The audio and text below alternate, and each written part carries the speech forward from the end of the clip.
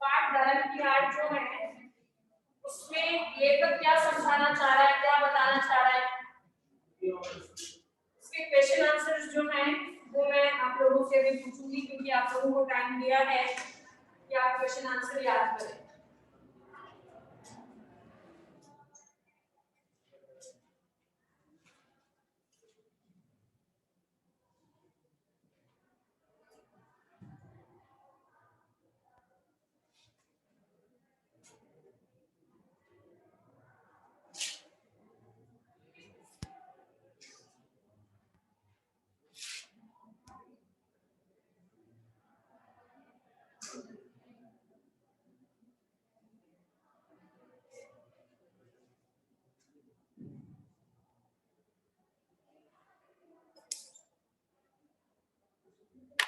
अब ले लीजिए। पाठ धर्म की आड़ में लेखक जो है वो क्या समझाना चाहते हैं, लेखक की दृष्टि से धर्म क्या है, धर्म की सही परिभाषा क्या है, ऐसे कौन लोग हैं जो धर्म के नाम पे लोगों को बेवकूफ बनाते हैं और उनका फायदा उठाते हैं। तो इसमें पहला प्रश्न जो है वो है, नरेश आप बताओ, आज धर्म के नाम पर क्या क्या हो रहा है? आज धर्म के नाम पर क्या क्या हो रहा है? हाँ, तो फिर एक बार इस चैप्टर को मैं ही एक्सप्लेन कर देती हूँ, आप ध्यान से सुनोगे, उसके बाद इसकी आपको बताएं। यस ग्रुप बताओ। धर्म के नाम पे लोग पढ़ाई कर देते हैं और हिंदू बना देते हैं।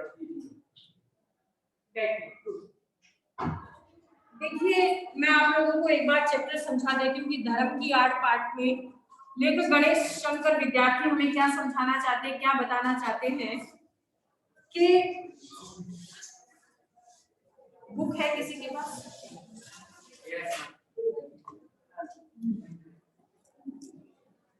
Thank you so much. देखिए ध्यान से सुनेंगे और समझेंगे।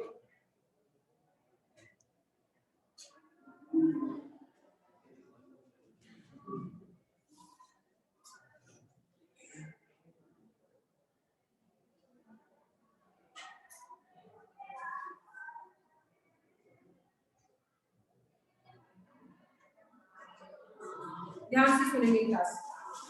इस समय देश में धर्म की धूम है, उत्पात किए जाते हैं तो धर्म और ईमान के नाम पर, जिद की जाती है तो धर्म और ईमान के नाम पर।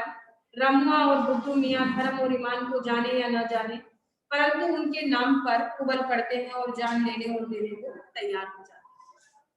लेखक समझाना चाहता है कि आज के समय में धर्म की बहुत धूम मची हुई है, धर्म और ईमान के नाम पर ये जिद की जाती है, धर्म और ईमान के नाम पे ही एक लोग एक दूसरे की जान लेने और देने के लिए तैयार हो जाता है। देश के सभी शहरों का यही हाल है। लेखक कह रहा है कि मैं किसी एक देश शहर की बात नहीं कर रहा, देश में जितने भी शहर हैं सभी का यही हाल है। उबल पड़ने वाले साधारण आदमी का इसमें केवल इतना ही दोष है कि वह कुछ भी नहीं समझता बूझता और दूसरे लोग उसे जिधर जॉब देते हैं उधर झुक जाता है। यानी जो भड़काते हैं वो पर्दे के पीछे रह जाते हैं और मरने वाले कोई और ही होते हैं। उन साधारण लोगों की सिर्फ इतनी ही गलती है कि वो वास्तव में नहीं समझ पा रहे हैं कि धर्म क्या है, धर्म किसे कहा जाता है, क्यों हमें उकसाया जाता है। जैसे बैल जो होता है, जानवर होते हैं, उनको हम जिधर जोतते हैं वैसे वो जुट जाते हैं। उन्हें नहीं पता होता है कि हमारे साथ गलत किया जा रहा है, 12 घंटे तक हमसे श्रम लिया जा रहा है, हमें खाने के लिए कुछ भी नहीं दिया जा रहा है। वैसी ही हालत उन साधारण लोगों की है जिनको धर्म के नाम पे भड़काया जाता है, धर्म के नाम पे उन लोगों की लूट की जाती है और उनको मरने और मारने के लिए छोड़ दिया जाता है। यथार्थ दोष है, यथार्थ वास्तव में देखा जाए तो दोष किसका है, गलती किसकी है? कुछ चलते पुर्जे पढ़े लिखे लोगों का, जो मूर्ख लोगों की शक्तियों और उत्साह का दुरुपयोग इसलिए कर रहे हैं कि इस प्रकार जाहिलों के बल के आधार पर उनका नेतृत्व और बड़प्पन कायम रहे।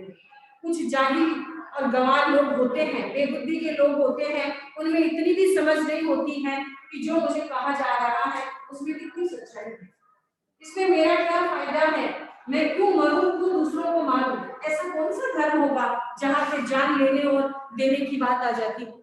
अगर मरने और मारने की बात आती तो वो धर्म होगा क्या? उस धर्म को धर्म मान ही नहीं सकते हम। कौन से ऐसे उपनिषद में, गीता में, भागवत में, बाइबल में, कुरान में ये लिखा हुआ है कि किसी को मार देना ही धर्म है? किसी भी धर्म में नहीं लिखा हुआ है। कुछ ऐसे लोग होते हैं वो अपने शासन को ऊपर उठाने के लिए, अपनी कुर्सी को कायम रखने के लिए भोले लोगों की जो भोलेपन का उनका दुरुपयोग करते हैं। उनको इस तरह से उनके दिमाग को भड़काया जाता है, भरा जाता है कि वो जान लेने और देने के लिए आतुर हो जाते हैं।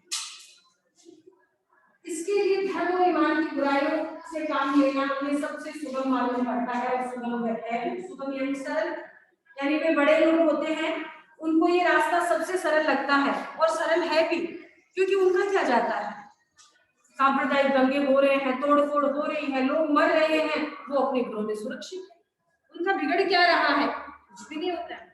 साधारण से साधारण आदमी के दिल में ये बात अच्छी तरह बैठी हुई है कि धर्म और ईमान की रक्षा के लिए प्राण तक दे देना वाजिब है। यानी हर व्यक्ति के दिल और दिमाग में ये बात घर कर चुकी है कि अपने धर्म और ईमान के नाम पे अगर प्राण भी चले जाए तो चले जाए, कोई फर्क नहीं पड़ेगा।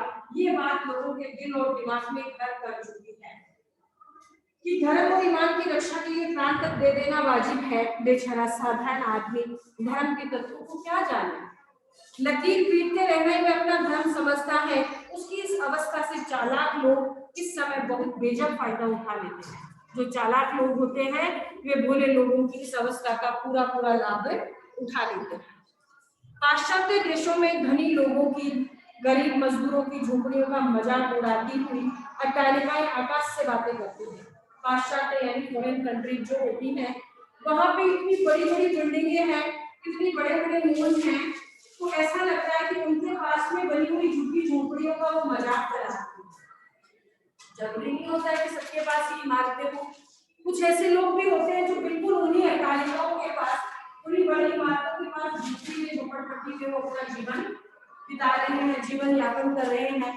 तो उन बड़ी इमारतों को देखकर ऐसा लग रहा है मानो वो किसका मजाक उड़ा रही हो, उन झोपड़ियों का मजाक उड़ा रही हो। गरीबों की कमाई से ही तो वे मोटे पड़ते हैं, वो बिल्डिंगें किसने बना दी? उन गरीबों ने जो उस झोपड़पट्टी में रह रहे हैं, ये उन्हीं की मेहनत की कमाई है। दिन रात वो पसीने में लथपथ होकर उस बिल्डिंग को बनाने में उन्होंने अपनी भूमिका निभाई है। वे सदा इस बात का प्रयत्न करते हैं कि गरीब सदा चूसे जाते रहे हैं। ये भयंकर अवस्था है, इसी के कारण साम्यवाद, बोल्शेविज्म आदि का जन्म हुआ है। जब भी कोई क्रांतियां हुई हैं, जहाँ पे असमानता का स्तर इतना ज्यादा बढ़ जाता है कि सहन करने योग्य भी वो नहीं रहता है, तो फिर आंदोलन होते हैं, क्रांतियां होती है, लड़ाइयां होती हैं। पहले भी ये जो क्रांतियां हुई हैं वो इसी के परिणाम स्वरूप हुई है। हमारे देश में इस समय धनपतियों का इतना जोर नहीं है। देखा क्या है, हमारे भारत देश में बहुत ज्यादा धनाढ्य लोग नहीं है, बहुत ज्यादा पैसों वाले लोग नहीं।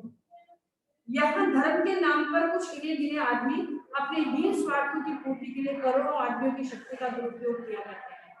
पश्चिम जो कंट्रीज हैं, फॉरेन कंट्रीज जो हैं, वहां पे तो लोगों को पैसा लेकर लूटा जाता है, और हमारे यहाँ पे धर्म के नाम पे लोगों को लूटा जा रहा है। मार दोनों की है, एक जगह पैसे की मार है, दूसरी जगह बुद्धि की मार है।